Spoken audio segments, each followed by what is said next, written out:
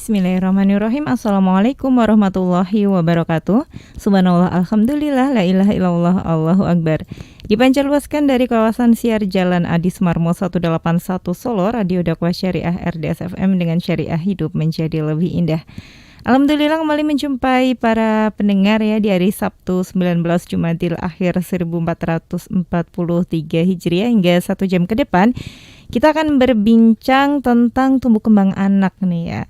Jadi banyak banget permasalahan yang bisa dikeluhkan orang tua tentang tumbuh kembang anak, mulai dari, dan biasanya yang mulai dikeluhkan ya itu anak-anak balita. Padahal kalau kita berbicara tadi dengan expertnya gitu ya, tumbuh kembang anak itu tidak hanya tentang anak-anak balita saja gitu. Jadi sebenarnya apa saja sih yang biasa dikeluhkan orang tua itu terkait tumbuh kembang anak? Kita langsung berbincang dengan narasumber kita di sini ya, seorang fisioterapi. Beliau adalah Mbak Ari di sini, juga founder dari Smile Baby Therapist ya. Iya, assalamualaikum Mbak Ari. Ya, waalaikumsalam warahmatullahi wabarakatuh. Sehat ya? Ya, alhamdulillah. Iya, biasanya kalau sama anak-anak tuh selalu ceria gitu ya. Harus. Vibes-nya langsung positif terus gitu. Betul banget, harus. Iya. Nah ini nih tadi kita di awal kan tadi aku bincang ya, banyak sekali permasalahan dalam tumbuh kembang anak Ya, yang betul sekali. biasanya sadar dan kebanyakan tidak disadari juga sama orang tua gitu. Ya, betul banget. Terus banyak dikeluhkannya kalau udah, kok anakku begini ya, kok Ya. anakku begitu ya.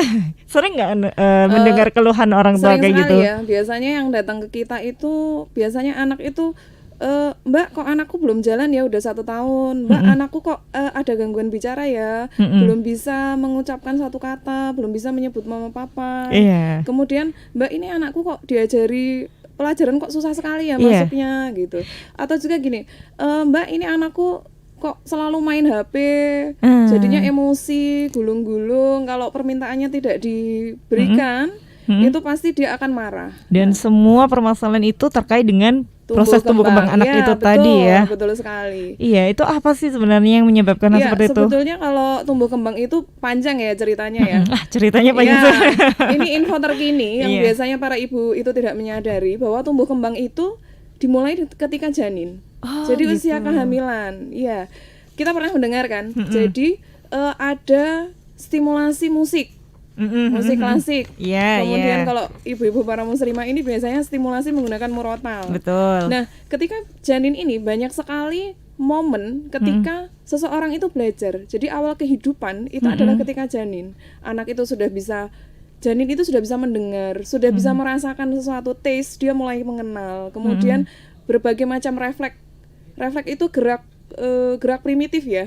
Jadi nanti kita dapat bergerak karena ketika janin dan ketika bayi itu ada refleks yang berperan untuk protektif, kemudian berkembang seperti itu. Kemudian juga di situ ada emosional. Anak itu sudah belajar tentang emosional. Jadi ketika kehamilan, misalkan ibunya stres, Stres. benar, itu sangat mempengaruhi sekali. Nih ya, ibu-ibu hamil harus bahagia ya. Jadi begini ya. Jadi mohon ayah bunda ini saling mendukung ya ketika istrinya sedang hamil, ya kan? Itu harus saling mendukung, berikan emosi yang positif seperti itu karena akan mempengaruhi janin, akan mempengaruhi tumbuh kembang selanjutnya. Kemudian kemudian setelah janin itu ada yang namanya golden period. Golden period itu kapan? Itu usia 0 sampai 5 tahun. Jadi ketika bayi ini lahir, kemudian bayi ini bertumbuh dan berkembang di usia-usia awal, namanya golden period. Ini sangat berpengaruh sekali. Jadi proses lahir pun itu sangat berpengaruh. Misalkan ada yang lahir per vaginam. Apa tuh? Per vaginam itu sering disebut lahir normal ya. Oh, gitu. Sebetulnya semua kelahiran itu normal. Normal Ya, saja semua ya. itu normal saja, hanya kita sebut per vaginam. Per vaginam itu melewati jalan lahir karena di situ ada refleks yang terstimulasi. Anak mulai belajar bergerak, kemudian anak ini mulai belajar refleks baru diajarkan ketika bayi lahir. Nah, jadi Allah itu sebetulnya sudah memberikan jalannya untuk perkembangan seseorang. Kemudian anak yang lahir dengan sesar, nah itu berarti ada momen refleks yang hilang. Seperti itu juga pengaruh gitu. Kemudian lahir prematur, belum cukup bulan, berarti dia ada perkembangan sinaps yang tidak terpenuhi. Seperti itu juga sangat berpengaruh. Jadi panjang kan. Kemudian dari usia 0 sampai 1 tahun itu ada tahapan tahapan di mana anak mulai belajar gerak. Misalkan anak berguling, merayap, kemudian merangkak, jongkok berdiri, rambatan, jalan sampai dengan lari. Nah, motorik ini, gerakan-gerakan ini harus terlewati semua. Apa efeknya jika gerakan-gerakan ini tidak terlewati? Mungkin sebagai orang tua tidak akan merasakan sekarang. Oh gitu. Gitu, iya. Kita tidak akan aware ketika anak umur 1 tahun. Belum. Iya, belum menyadari. Karena apa? Karena kita sibuk, repot sekali kan. Nah, repot sekali. Jadi kurang aware dengan perkembangan dan pertumbuhan si anak ketika 0 sampai 1 tahun. Padahal gerak itu harus terlewati semua. Karena apa? Satu, kembali lagi ke perkembangan refleks itu tadi. Kemudian yang kedua, sekarang kita tidak akan merasa, tapi nanti anak misalkan sering jatuh. Ya, anak sering jatuh, tiba-tiba jatuh, geblak atau gelundung. Dan orang tua nggak sadar kalau itu efek dari yang sebelum-sebelumnya ya. Orang tua tidak sadar. Biasanya mengeluhnya setelah 1 tahun anak sudah bisa lari.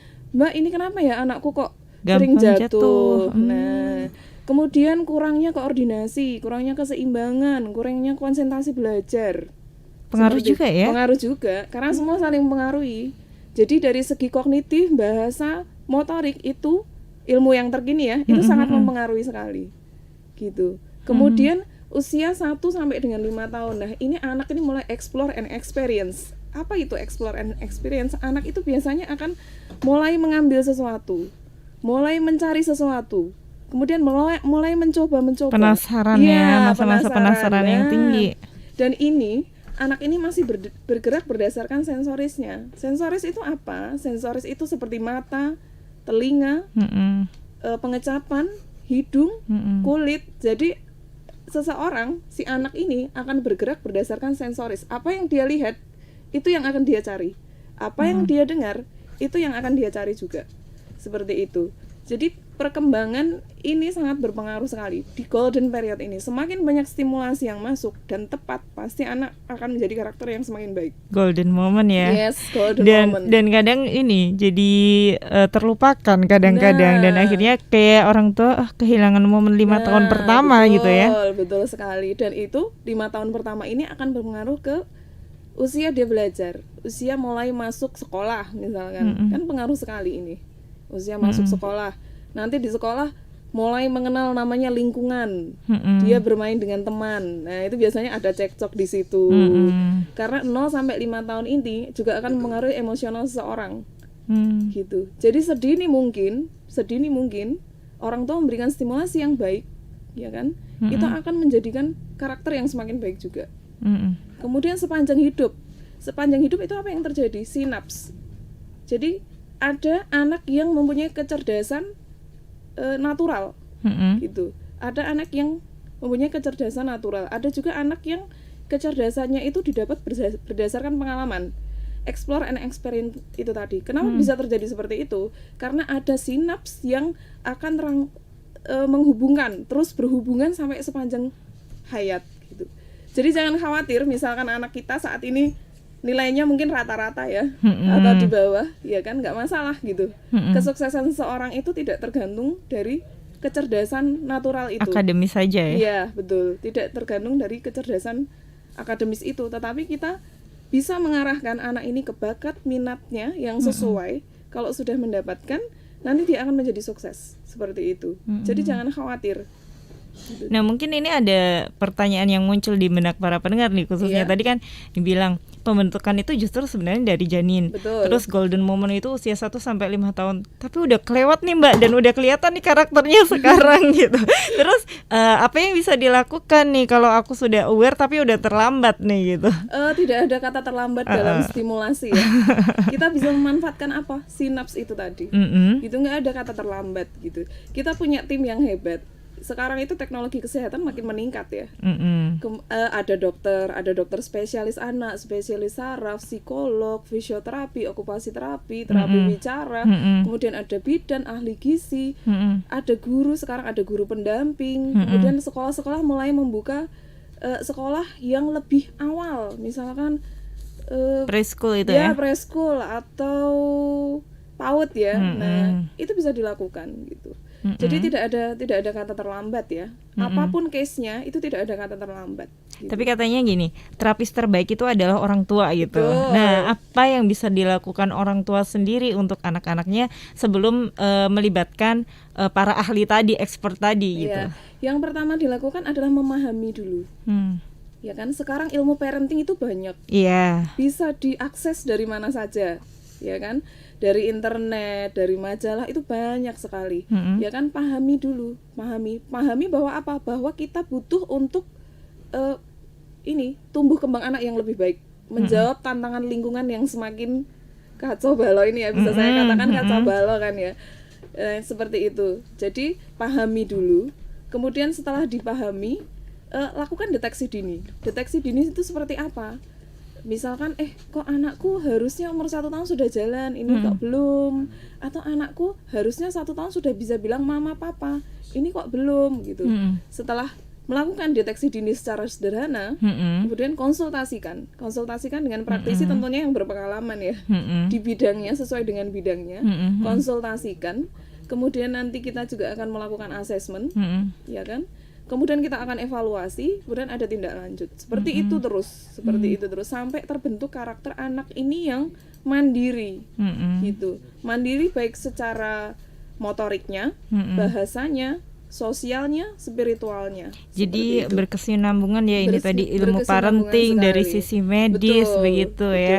Jadi langkah yang pertama harus tahu, dan harus tahu juga dari expertnya gitu ya. Setelah kita dikasih istilahnya advice harus seperti apa, baru kita praktikkan gitu sama anak-anak di rumah gitu ya. Dan gini, antara ayah dan ibu ini harus satu kompak paham, ya, harus satu tim ya.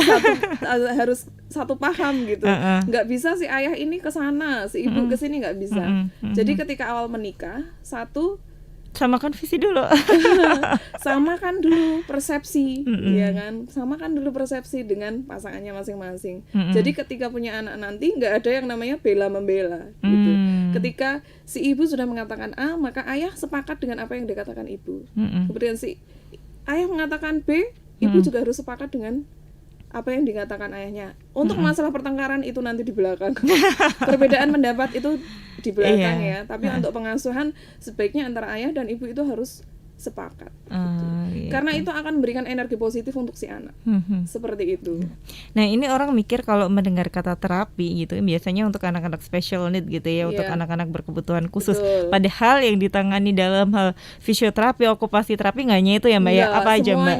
Jadi banyak. Jadi mulai dari gangguan belajar, kemudian mulai dari bicaranya, kemudian juga mulai dari motoriknya itu tadi. Jadi sebetulnya kalau saya itu menyebutnya kalau yang tanpa special needs ya, jadi menyebutnya kita sekolah gitu. Gitu, sekolah sejak dini. Ya, dianggaplah tempat itu sebagai sekolah. Karena apa? Karena di situ anak belajar. Begitu, dan prinsip kami adalah memberikan pelayanan yang nyaman. Jadi anak ini tidak harus selalu menangis. Ketika anak bisa diajak komunikasi, ya kan? Sebisa mungkin anak ini tidak menangis. Karena apa? Kalau anak sudah menangis berarti satu pintu sudah tertutup. Tidak nyaman ya tidak dia. Tidak nyaman. Gitu. Jadi senyaman mungkin. Mungkin kita butuh waktu yang lebih banyak. Ya kan? Tetapi ketika kita konsisten dan sabar, ya kan? Itu akan memberikan waktu lebih panjang untuk anak memahami, apalagi usia-usia bayi ya, yang masih di sensori motor itu tadi, ketika dia bergerak karena sensorisnya, karena melihat sesuatu. Jadi si anak ini berikanlah waktu, time. Jadi tidak langsung datang ke praktisi kemudian anak ini langsung bagus, tidak. Ada prosesnya. Seperti itu. Jadi ada tahapan-tahapannya, dan kita pun tidak akan memaksakan untuk membuat anak ini menangis. Seperti itu. Kita biasanya berikan dulu treatment berupa play terapi. Play terapi itu apa? Sambil bermain. Banyak hal yang bisa kita berikan, misalkan main pom-pom, main pom-pom, kemudian main bola, kemudian ayunan atau apa, kita ambil dulu hatinya lah istilahnya, gitu. Karena apa? Pasti kalau anak 1 tahun itu ketika datang ke kita udah lihat muka kita, muka-muka asing, muka-muka asing di tempat yang baru, makanya kita berikan stimulasi play terapi dulu, gitu. Bermain dulu ya nak, gitu. Nggak apa-apa, kita butuh waktu sekitar setengah jam mungkin untuk bermain, setengah jamnya untuk mulai masuk stimulasi. Hmm. Kemudian kita himbau lagi untuk besok datang lagi ya Bu. Mm-mm. Bukan mencari ininya ya, mencari apa? Mencari keuntungan ya, tapi memang prosesnya seperti itu. Memang butuh proses yang panjang gitu ya. Nggak ada yang apa pencapaian yang sukses itu tanpa kesabaran itu tadi, gitu. Nggak ada yang instan lah istilahnya. Iya, itu tadi untuk beberapa kasus gitu ya. Tapi yang sering muncul nih ya, jadi gini, yang sering muncul biasanya saat ini itu adalah gangguan wicara gitu ya. Bicara itu banyak sekali dikeluhkan orang tua zaman sekarang gitu. Betul Itu biasanya sekali. pengaruhnya apa aja nih Mbak? Pengaruhnya jelas ke belajar ya dan komunikasi dengan temannya ya. Ya. Komunikasi dengan orang tua. Sekarang kalau anak mengalami gangguan wicara, mau meminta sesuatu dia akan menunjuk. Ketika menunjuk, kita biasakan seperti itu, kita nggak coba mengajarkan kata, dia akan selalu seperti itu. Akhirnya anak ini akan menjadi introvert, lebih pendiam. Saya punya dulu pasien itu, anak ini bisa ngomong tapi suaranya tidak keluar. Apa? Kurang pede apa itu? Dari faktor kurang pede juga, kemudian dia menunjuk juga dikasihkan dengan orang tuanya, karena kalau menunjuk tidak dikasih dia marah. Kemudian dia menunjuk makanan tidak dikasih, dia nggak akan makan gitu. Nah itu faktor psikolog masuk dong ya. Iya. Nah seperti itu. Jadi berkesinambungan sekali antara wicara dengan psikologi anak ini sangat berkesinambungan. Begitu. Dan ini pernah kan sharing kita sama guru TK gitu. Iya. Dan ternyata rata-rata anak TK zaman sekarang gitu, kebanyakan permasalahannya ada di gangguan wicara itu tadi. Betul. Kira-kira faktornya apa nih? Bedanya anak TK zaman dulu dan zaman sekarang gitu. Kalau kita dulu zaman dulu itu kan kita eksplornya keluar ya, ke lingkungan, main ke kali misalkan. Kemudian main masak-masakan dengan teman. Itu kan komunikasinya lebih banyak. Kosakata yang dia dapat akan lebih banyak. Interaksi dengan Betul. orang lain ya. Sementara anak zaman sekarang 2 tahun sudah pegang HP. Kita tidak memungkiri ya. Tapi kan kalau dari HP juga dapat kosakata, Mbak. Tapi Pengaruhnya? kosakata sesuai dengan HP-nya. Oh gitu. Iya, dia tidak diajarkan komunikasi 2 arah. Iya kan? Tidak, kecuali kalau HP-nya video call ya, itu berbeda. Itu ada komunikasi 2 arah, ada kontak mata. Nah, tetapi kalau bermain di luar itu dengan temannya, dengan teman sebaya, ya kan apa yang didapat? Komunikasi 2 arah. Kontak mata. Pengembangan bahasa ya. Pengembangan bahasanya, kosakatanya lebih banyak. Seperti itu. Kemudian dia bermain dengan anak usia di atasnya.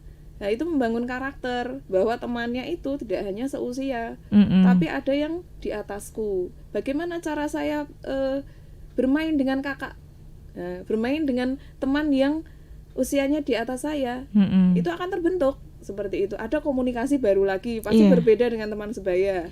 Gitu. Kemudian bermain dengan adik yang lebih kecil. Nah itu juga ada komunikasi lagi. Sekarang adik ngomongnya cuman ada mama, tapi si kakak kan bisa ayo dek main, tepuk tangan. Nah itu ada ekspresifnya juga muncul seperti termasuk itu. konflik-konflik di dalamnya tuh termasuk pembelajaran juga ya buat anak-anak ya. Betul sekali, ada problem solvernya juga. Jadi ketika si anak ini misal main dengan teman yang lebih tua, bertengkar, nah dia akan mempunyai pemikiran bagaimana cara aku mengatasi biar aku tetap bermain dengan dia. Nah anak ini akan terbentuk pola pikirnya. Seperti itu. Baik, kita coba ya. Ada pertanyaan mungkin teman-teman yang mau bergabung di sini juga bisa di 081226170777. Ini ada di nomor 9945 ya Mbak ya, saya bacakan. Mbak, dulu anak saya itu usia 1 tahun lebih itu belum bisa jalan gitu, dan prosesnya itu proses merangkaknya itu terlewati begitu. Nah waktu itu saya coba ke terapis nih Mbak, tapi dalam proses terapinya ternyata harus ditinggal, jadi ibunya tidak boleh menemani. Padahal kan anak-anak usia 1 tahun masih dengan orang asing itu kan pasti ketakutan gitu. Tapi kata terapisnya tidak apa-apa, itu nanti akan membangun percaya diri dia nantinya. Karena saya tidak tega, akhirnya saya berhentikan proses terapisnya. Menurut Mbak gimana? Iya Mbak, kebanyakan kayak gitu ya. Nggak boleh masuk di ruang tertutup. Nah apakah semua terapi itu modelnya harus seperti itu? Nggak harus sih, itu untuk beberapa case memang ada anak-anak yang harus kita sendirikan. Karena apa? Dia mudah sekali terdistrak. Satu. Kemudian anak rasa aman pasti dengan orang tua. Iya. Begitu. Akhirnya anak akan manipulatif. Nah, yang dikhawatirkan si terapis atau praktisi ini, anak akan manipulatif seperti itu. Manipulatif yang Manipulatif seperti apa? itu misalkan nangisnya nangis manja, pegang-pegang orang tuanya, ya kan. Nah, makanya kadang disendirikan di satu ruang, Bu, Pak, ditinggal dulu, ya kan, biar anaknya kami treatment, seperti itu. Karena itu juga bagi kami itu ini ya, apa ya, juga menyakitkan seperti itu. Tapi jika kita tidak lakukan, dia akan ke arah yang lebih memburuk seperti gitu. itu. Ya, jadi sebaiknya dikomunikasikan saja. Misalkan masih ingin menemani anaknya nggak apa-apa, karena berat juga kan untuk orang tua melepas. Nggak, takutnya kan kayak ada trauma atau gimana gitu kalau nangis sampai kejer kayak gitu mungkin ya. Untuk beberapa kasus memang ada, tapi selama ini masih baik-baik saja ya. Jadi kalau pendekatan saat ini kita lebih ke bermain ya. Jadi kita mengajak orang tua juga ikut, gitu. Itu pendekatan yang sedang kami gunakan saat ini. Jadi orang tua juga ikut berperan aktif, gitu. Saling berkomunikasi lah, gitu. Misalkan, Mbak, saya mau ini aja, gitu. Ya temani, anaknya nggak apa-apa. Tapi nanti lama-lama kalau anaknya ini sudah mulai manipulatif, Bu, sebaiknya ditinggal saja, tidak apa-apa. Anak ini nanti akan mulai terbiasa. Gitu, akan mulai terbiasa. Berat di awal saja. Berat di awal saja. Harus tegar. Iya. Dan itu tidak semua case kok, tidak semua kasus harus seperti itu. Oh gitu. Jadi enggak semua terapi harus di tempat tertutup gitu ya. Asal anak bisa diajak komunikasi, ya kan? Itu bisa dengan orang tua bisa gitu. Jadi gitu, tidak harus bisa satu didampingi. ruangan, iya. Tapi ada kasus di mana memang anak ini tidak bisa diajak komunikasi. Jadi udah nangis jerit-jerit itu karena faktor emosi yang terlalu tinggi. Makanya kadang kita masukkan satu ruang, iya kan, biar dia tenang dulu. Biar dia tenang dulu, mengurangi emosi, ya kan? Kemudian kita masukkan stimulasi, kan anak akan lebih tenang. Gitu. Dan itu kita sudah tahu lah anak ini akan trauma atau tidak. Oh gitu. Ya, jadi kita bisa mengukur. Menangis itu bagian dari proses terapinya juga ya? Menangis itu bagian dari seseorang saya rasa ya. Jadi menangis itu ada menangis karena dia kesakitan, menangis dia manipulasi, kemudian menangis dia sedih. Nah, kita para terapis itu biasanya sudah hafal anak ini manipulasi, sedih atau sakit. Nah, seperti itu. Mungkin yang menjadi masalah adalah komunikasi. Jadi kurangnya komunikasi kami praktisi dengan para orang tua seperti itu. Jadi orang tua bisa ditenangkan dulu. Orang tuanya tenang, insya Allah anaknya tenang gitu. Dan dari awal biasanya kita terangkan sih, Bu, ini anaknya begini. Jadi nanti jangan khawatir, misalkan anaknya menangis. Gitu. Sudah ditenangkan sejak awal dulu. Iya, nanti konsekuensinya akan seperti ini, gitu. Kemudian treatment yang kami berikan itu seperti ini, gitu. Gitu ya, Ibu ya. Jadi tidak perlu khawatir. Tidak perlu khawatir. Sudah sama ahlinya. Betul sekali. Oke. Ini ada dari Amanina Collection nih Mbak. Assalamualaikum Mbak, mau bertanya, anak kami penderita cerebral palsy ya, dengan tangan dan kaki kanan pasif, kontak mata bagus tetapi tidak mampu komunikasi, tidak memahami perintah dan larangan, makan disuapin, minum disuapin dengan sendok, usia kini sudah 14 tahun. Pertanyaannya, bagaimana mengajari anak minum dengan sedotan sementara anaknya tidak memahami perintah gitu? Nanti kita perlu asesmen ya kalau sekompleks itu gitu. Jadi kan cerebral palsy tidak bisa dipecah-pecah.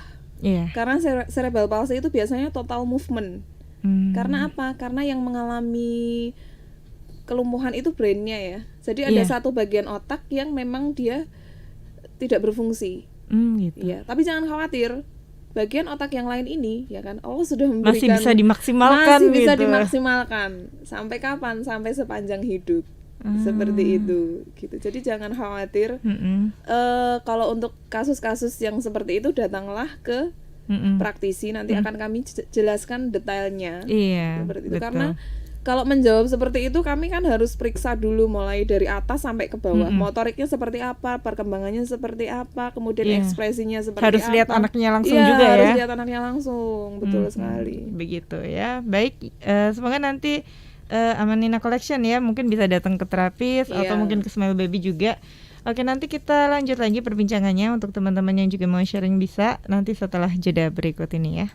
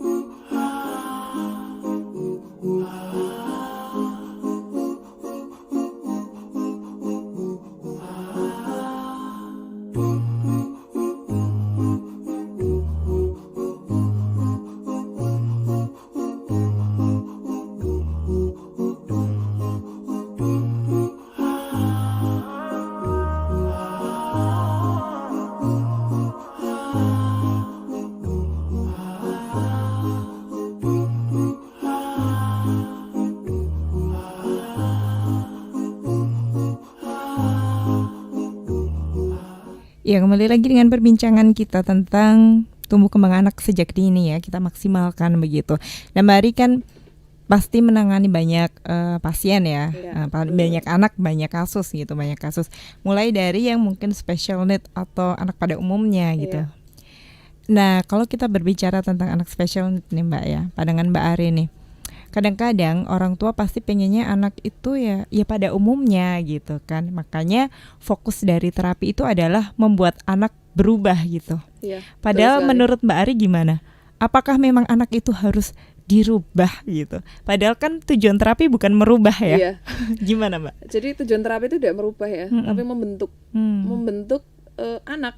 Seperti itu, membentuk anak secara apa? Ya secara semuanya, motoriknya, emosionalnya, kemudian masa depannya, kan seperti itu. Jadi memang tidak bisa ya anak ini disamaratakan, karena setiap anak itu punya spesial sendiri-sendiri, ya kan?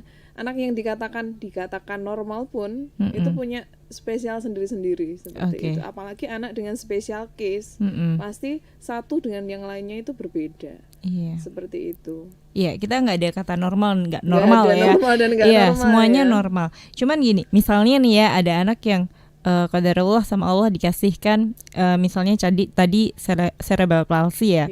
Kita kan tidak bisa mengubah ini anak akan sembuh dari cerebral palsy ini gitu. Betul. Tapi apa yang bisa dilakukan untuk anak ini buat masa depannya? Seperti apa Mbak? Yang pertama adalah orang tua dengan si anak ini harus berteman.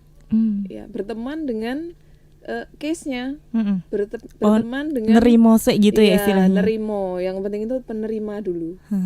Karena kalau orang tua tenang, nyaman, anak menerima, kemudian dikomunikasikan, akan mendapat tujuannya kemana sih kita. Ada anak-anak yang tujuannya jalan, ya kan? Ada anak-anak yang tujuannya jalan tapi butuh alat bantu. Ada anak-anak yang memang tidak bisa dipaksakan untuk jalan, seperti itu. Dan semuanya ini mereka punya masa depan gitu. Jadi saat ini yang dipikirkan adalah masa depan kan, ya kan, jangan berandai-andai, ya kan, terlalu tinggi. Misalkan anak ini memang tidak bisa kita paksakan untuk jalan, sudah sekian tahun terapi misalkan ya, sudah 5 tahun, orang tua mulai bosan, anak mulai mengalami perubahan fungsi, mengalami perubahan bentuk, ada yang namanya deformity, ada namanya kontraktur dan lain sebagainya. Mengalami seperti itu berat banget untuk orang tua dan anak, gitu. Kemudian orang tua, saya rasa lebih baik berpikir kita lebih ke masa depan ya, kita arahkan anak ini. Yang pertama adalah satu, berikan dia rasa untuk menerima. Ya kan? Nah, kamu ini normal kok, seperti dengan teman-temanmu yang lain. Tetapi mungkin kamu punya keterbatasan, seperti itu. Dan kalau secara Islami, ya kan, Allah itu akan menggantinya nanti. Nah, pahamkan dulu ke anak. Pasti ada itu. Kelebihan yang lain gitu ya. Pahamkan dulu seperti itu. Kemudian kita mulai rangkai masa depannya. Ketika anak sudah menerima, anak sudah paham, kita rangkai masa depannya. Gitu, kita arahkan. Misalkan anak ini senang dengan hafalan, kita arahkan ke hafalan. Seperti itu. Kemudian anak ini senang olahraga. Ada olahraga khusus untuk anak special kids ini, ya kan, yang kita bisa arahkan. Misalkan ke Paralimpik seperti itu. Bisa kita arahkan. Ada case-case yang pernah ditanganin kayak gitu, Mbak? Iya. Jadi ada itu tetangga ya. Dia memang dia harus memakai kursi roda. Dan orang tuanya bukan orang tua yang mampu banget, tidak. Gitu, orang tua yang sederhana. Kemudian mereka memikirkan anaknya ini harus lari kemana anakku ini, gitu. Apakah dipaksakan untuk jalan? Apakah dipaksakan untuk sekolah normal? Maksudnya sekolah formal ya? Iya. Ataukah anak ini saya arahkan ke hal yang lebih baik dan bisa untuk masa depan dia? Akhirnya seorang tua ini mengarahkan ke olahraga, ya kan? Dan dia menjuarai beberapa turnamen ya, seperti itu. Kemudian dia dapat ini kan, dapat fee lah istilahnya. Nah, itu bisa untuk masa depan dia. Seperti itu. Jadi memang jangan terbatas tujuan kita itu, misalkan anak cerebral palsy hanya terbatas untuk jalan saja. Nah, tidak seperti itu. Gitu. Tapi ada hal-hal yang lain yang kita bisa bangun sejak dini, sejak awal untuk masa depan si anak ini. Iya. Iya, sekarang juga banyak sekolah-sekolah itu inklusi. Iya. Banyak menerima juga. Betul. Ya. Jadi mereka juga mulai membuka kesempatan seperti itu. Istilahnya gini ya, kayak menyiapkan anak untuk berpisah dengan kita gitu ya. Iya, Karena kita mandiri. karena tidak mungkin selamanya Betul. menemani. Kan berpikirnya kalau aku nggak ada, anak ini seperti apa? Iya, gitu kan. betul banget. Ini ada satu kasus lagi. Ini pasien saya, pasien lama ya. Dia di sekolah, orang tuanya juga kayak tadi, mampu banget juga enggak. Kemudian mungkin sudah mulai lelah ya antar jemput anaknya untuk terapi ya. Akhirnya dia ya udah deh, kamu di sekolah aja gitu. Kemudian mereka udah menerima, akhirnya kamu di kursi roda, masukkan di kelas tahfidz. Gitu. Iya. Kemudian di sekolah diajari untuk PD. Akhirnya pernah memimpin upacara. Masya Allah. Ya ikut dalam apa? Saat upacara itu gitu. Jadi keputusan orang tua sangat mempengaruhi masa depan anak-anak ini betul. Jadi saat orang tuanya nyaman, orang tuanya nerimo, energi itu juga akan menyalur ke anak. Begitupun kita saat marah pasti anak ikut. Halo, apa kabar kita yang anaknya semuanya baik-baik aja ya? Harus belajar di sini ya, Mbak ya. Betul. Jadi berikan energi yang positif itu tadi gitu. Kemudian komunikasikan dengan anak. Gitu. Yang penting itu komunikasi dengan orang tua itu dibangun. Iya. Gitu. Jangan biarkan anak kita lepas dari perhatian kita.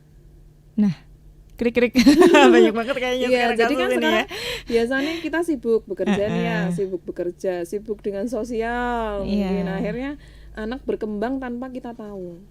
Nanti muncullah kenakalan remaja dan lain sebagainya. Itu sebenarnya kayak kita kurang perhatian gitu. Nah, apalagi anak dengan spesial kids ini memang butuh perhatian yang luar biasa lebih banyak. Dan perjuangan ibu-ibu dan ayah yang mempunyai anak dengan spesial kids ini luar biasa. Saya acungi jempol sekali semangat mereka setiap hari mengantarkan terapi bolak-balik masih harus nerima, masih harus mengurus keluarga, adik-adiknya luar biasa banget. Insya Allah kasih ganti yang lebih baik ya Mbak. Iya. Oke, ada pertanyaan lagi nih, kita baca terlebih dahulu. Ada 4410. Mbak, anak saya itu susah sekali loh kalau disuruh belajar. Bukan karena dia enggak bisa, tapi karena dia tuh kayaknya nggak bisa fokus aja gitu. Karena kadang-kadang kalau saya pressure untuk dia itu lebih fokus, kadang juga bisa gitu. Tapi capek Mbak, maksudnya nyuruh harus pakai marah-marah. Gimana caranya agar anak itu merasa nyaman dalam belajar? Iya, pahami dulu. Biasanya anak ini punya waktu konsentrasi. Nah, coba dilihat. Karakter belajarnya juga sendiri-sendiri mungkin ya Mbak ya. Sendiri. Jadi tiap anak itu punya karakter belajar sendiri-sendiri. Tidak bisa kita paksakan dia duduk 2 jam harus belajar. Mungkin, kita aja enggak juga ya. Mungkin ada anak yang konsentrasinya dia cuma bisa 15 menit. Terus apakah harus kita paksakan lebih dari itu?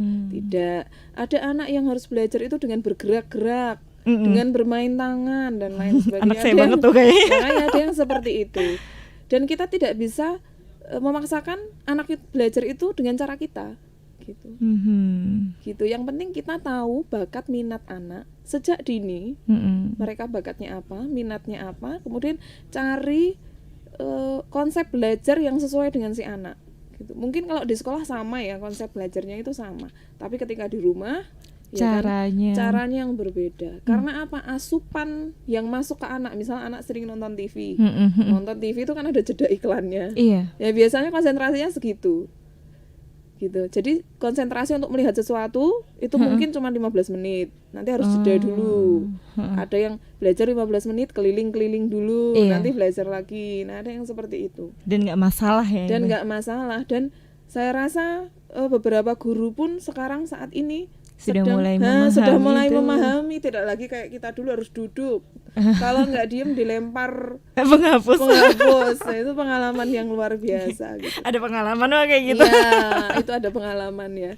Dan gini, sekarang memang pola ajarnya, pola didiknya itu kan beda. Nggak kayak kita dulu. Kita dulu nggak mengenal yang namanya gadget, nggak mengenal namanya Mbah Google. Nah, ini tantangannya luar biasa ya sekarang tuh ya. Betul sekali. Maksudnya tantangannya nggak cuma di anak, di orang tua juga. Nah, apalagi kita udah mengalami kemarin daring ya. Iya. Ya pasti banyak emosionalnya banyak sekali. 2 tahun daring, bayangkan harus Zoom, harus ini drama banget ya pokoknya ya. Drama banget, anak nggak mau belajar gini dan mengembalikan sistem dari yang awalnya daring menuju ke sistem kembali lagi ke sekolah itu butuh waktu, butuh time gitu. Jadi kita harus konsisten dan sabar. Komunikasikan apa yang anak alami dengan gurunya. Jadi mungkin setiap pulang sekolah atau seminggu sekali intens dengan guru, gimana anak saya gini. Saya rasa orang tua sekarang lebih cerdas ya. Harusnya. Iya, harusnya lebih cerdas ya. Jadi iya, ini ada itu mudah sekali. Pertanyaan terakhir saya bacakan ya Mbak ya, ada di 9391. Mbak, bagaimana menurut Mbak tentang anak yang punya rasa penasaran tinggi dengan HP gitu, yang dia lihat itu ya memang sesuatu yang bermanfaat tapi kok jadi sering banget gitu, gimana Mbak? Iya, berarti harus direm seperti itu. Ada timing khusus ya. Ada waktu-waktu tertentu. Misalkan anak ini sudah kecanduan, karena kita aja pasti kecanduan dong dengan Instagram, Facebook, apalagi anak gitu. Jadi ada waktu-waktu khusus. Bukan kita memaksa untuk sama sekali tidak, tapi ada waktu-waktu tertentu. Misalkan anak ini sudah bisa dikasih pemahaman, nah ini kamu sedang sekolah. Jika kamu banyak bermain HP, nanti nilaimu begini, gini dan begini. Kamu sering marah, sering gini. Nanti mainnya ketika weekend ya. Nah seperti itu. Kita kasih pengertian aja ke si anak ini ketika bisa diajak komunikasi. Misalkan anaknya tidak bisa diajak komunikasi, malah marah, gulung-gulung, ya itulah saatnya datang ke praktisi, mengkonsultasikan biar tahu lebih jauh lagi seperti apa. Kemungkinan seperti itu, sampai marah-marah seperti itu, otot kepala, ya kan, kulit kepala dan otot di area kepala, kemudian leher dan punggung ini biasanya kencang. Karena kan kita sering pegang HP. Iya. Nah itu anak jadi lebih sensitif dan lebih emosional seperti itu. Gitu. Baik. Begitu ya. Semoga terjawab sudah kegelisahan. Memang di sini kalau kita tarik poinnya, satu orang tua harus lebih aware lagi. Betul. Gitu ya, sejak dini.